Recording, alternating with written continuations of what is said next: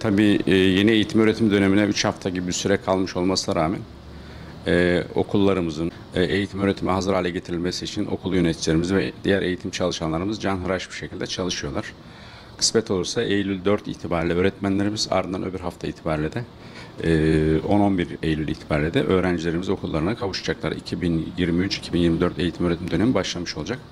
Tabii ki her kurumda olduğu gibi bazı aksaklıklar söz konusu.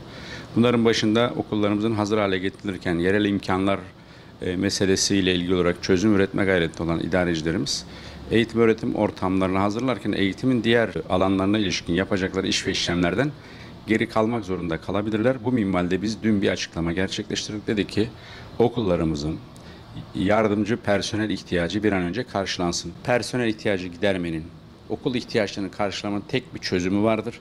Bu da okul bazlı ödenek ve okul bazlı bütçe sistemine geçmesidir.